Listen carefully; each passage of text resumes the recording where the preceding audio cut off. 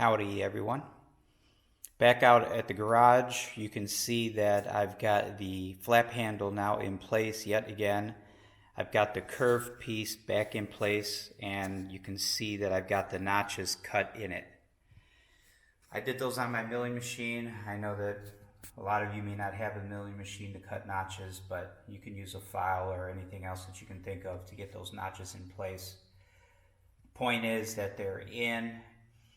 You can see that I've got this 1/2 inch diameter piece of tubing that runs inside of the handle. That is the actual mechanism for the push button. I'm using that to hold the handle in place as I run it through the different notches. Obviously it's not finished, it's not cut to length, and I do not have a spring inside down here. I'm just using it as a stop basically to engage the individual notches as I move the handle. So of course right now the handle is all the way down, so the flaps are in their full up position. And again, when they're fully retracted, you want to make sure that they are perfectly in line with the aileron. So again, I've got the bubble level, the red bubble level there on the control stick, and I also put my digital level on the control stick to make sure that it's vertical. I had my digital level across the gold spar. I made sure that the fuselage is level, and then I set the white control stick 90 degrees, again using the bubble level. So that is perfectly perpendicular in relation to the fuselage. Then yet again, I verify that my wood pieces are still aligned with their alignment marks on the wingtip, and that the trailing edge of the aileron is in line with my wood with this straight line through the reference marks. I verified that on both sides, so both ailerons are set. And then I went ahead and made sure that the flaps are in trail with the aileron. So now with that set, I've got this side set, and I verified that the other side is now set. Now you'd make that adjustment with these push rods.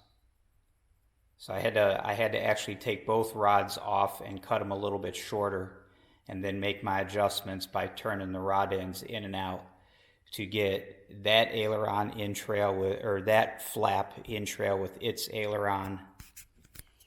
This flap is now in trail with this aileron, and the stick is perpendicular 90 degrees to the fuselage. Now with that being said, I've noticed in the past, I think I've talked about this before, but when I bring the flaps all the way up so that this bottom skin of the flap touches the bottom of the fuselage, the flap actually sits higher than the aileron. So I had to lower the flap a little bit using those rod ends that I just talked about. I had to make an adjustment to those to lower the flap a little bit to bring it in trail with the aileron. So by doing that, I've opened up more of a gap underneath the fuselage through here. There's a little bit of a gap here. I'm guessing it's about 1/8 to 3/16. This gap here is more like 3/16 to 1/4. And you can see that the edge of the aileron sits below the edge of the fuselage. And I'm fine with that. I would much rather have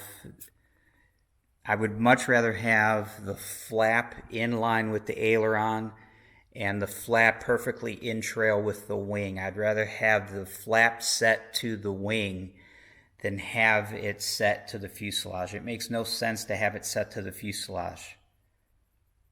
So I make sure that it is perfectly rigged with the rest of the wing. And then what I'll do is I'll come back and I can put a slight bend on this skin, I can bend it up into the fuselage to close up this gap. And it's the same on both sides. So, as I said, if I brought that up as is to touch the bottom of the fuselage, it would sit higher than the aileron with the stick in the neutral position.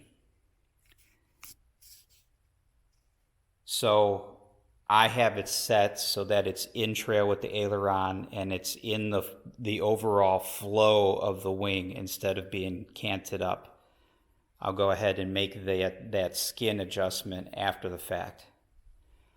Okay, so that is up flaps. Flaps are fully retracted.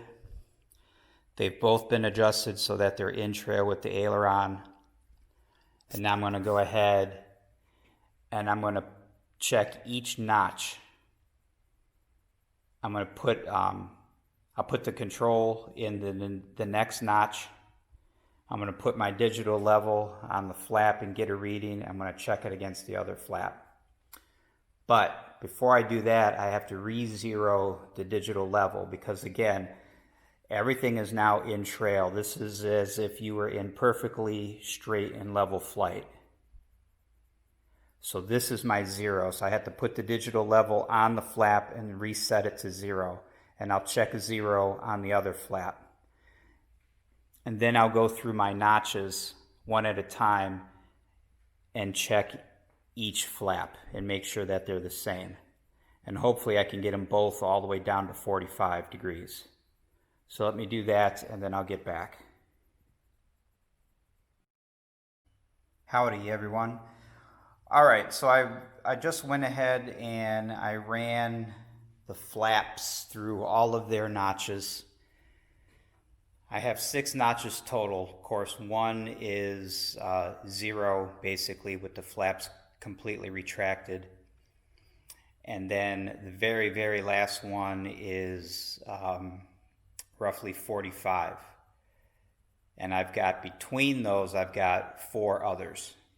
So here are the numbers initially. Now, when I originally cut those notches, when I was setting up to cut those notches, 45 degrees is the max allowable by Vans, which I kind of wanted just because, but I thought 40 is a more realistic number for full flaps, so I included a notch for 40. And then of course I've got the 0. So here are the numbers. This is the left side flap, this is the right side flap. When they're fully retracted, they're 0.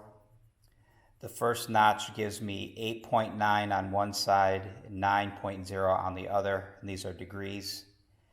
The next notch gives me 18.5 degrees and 18.4 degrees. The next notch gives me 28.7 and 28.4. The 40 degree notch gives me 39.4 and 39. And then the 45 degree notch gives me 44.4 and 44 even. So the 40 and 45 degree notches, I didn't get those exactly where I wanted them. Like I had explained in an earlier video, I had basically tried to set the flaps using my digital level to 45 degrees. And then I used the handle as a reference to mark a line on the curved piece. And I did the same thing for 40 degrees. And then I took that piece into the shop. But because I had marked the line on the top of the handle, I had to figure out where the center of the handle was going to be, because that's where the latching mechanism is going to engage. So I had to shift the lines to basically the midpoint of the handle and then do the notches. So I didn't get the notches quite right because I'm not quite at 45 degrees at the top end and I'm not quite at 40. Those were the only 2 that I tried to measure and then mark on the curved piece. And then these other ones that are in between, I just took the distance between the 0 and the 40 and divided that by 3 and came up with those other notches. So This is good enough for now. This is what I'm most concerned about, with the handle locked in its full retracted position with the flaps fully retracted. They are in trail with the ailerons on both sides, very nice. And then as you lower them, they get a little bit askew. I don't know why, but for now I'm not worried about it. Nothing in here is bolted yet or riveted. You can see everything on the center and everything on the stick, and the latching mechanism does not have a spring in it. It's just basically stuck in there by the friction because of the weight of the flaps. So things may change a little bit when I actually get the curved piece riveted to the center part, and then I get the center part bolted to the floor instead of clecoed. Things may change a little bit. I may have to come out here and adjust these rod ends again. But for now I'm going to leave it because it's awfully stinking close and it looks really nice, so I'm not going to fool with it any further as far as adjustment. So next, one thing that I have noticed is, again, even though things are just clecoed in place, when I fool around with this handle and I try locking the handle into different notches, I get some flexing in here. This is really thin aluminum, and you can see that it's slit here. So this part of the center console is kind of bridged between here and here. This part it gets bent, and this part here gets bent, but this little area here, because of the slit, there's no bend, so this flexes some. So I think I may come up with some kind of reinforcement to put in here to kind of double that up a little bit. So I think I'm going to mess with that tomorrow, and I'm going to work on getting my spring mechanism in here. A problem that I have is I used rivets, and I'll talk about them in an upcoming segment. But because of the rivets, the spring won't fit down in here now. The spring is too big of a diameter to fit in between all these rivets inside. So I'm going to have to deal with that. But that's going to be for tomorrow. I'm done for the night. Quite happy. This is finally coming together, and it's actually working quite nicely. So, all right. I will come back in the morning and see what gives. All right, talk to you guys later. Howdy, everyone. So you are looking at the few individual pieces that I have been working on over the last few days for this manual flap conversion deal that I'm doing. So here is the piece that the latch mechanism latches into, I guess you would say, for lack of a better word. This is the piece that basically locks in your different flap positions. This is now finished. It's cut to length and it's ready to go. Of course, you've been looking at the center cover that I've been working on. This is now complete. I've added some holes on the side. You can see these 3 holes here, and there are 3 more on the other side. Those are for this piece that I just made. This is my little reinforcement plate that I just put together. I've been working on this all day. I just got it finished. It's very tedious. There's a lot to think about when you make something like this, especially because it's at 2 different angles. And like I had said, this is what I didn't like. There was some flexing in it, which I didn't care for. But because it flexes, you can't just willy-nilly throw something on here and rivet it, because if this angle changes and you go to bolt this to the airplane, this is not going to lay right. So there's a lot of fitting on the airplane, taking it off, fitting it, taking it off. It's in and out of the airplane multiple times, but it's worth it, I think, if this is what you want to do, especially if you want to do it this way. So this reinforcement plate basically just drops in over top like this. Try to get it lined up here. There we go. So it basically drops on like that. It will get riveted across here onto this piece, and then, or I should say, through this piece and into the angle brackets underneath. And then the reason I added these three is because it kind of locks this half here with these two holes to this piece here with that hole. So that should prevent this top piece here from moving around, because it will be locked in on the sides, on both sides.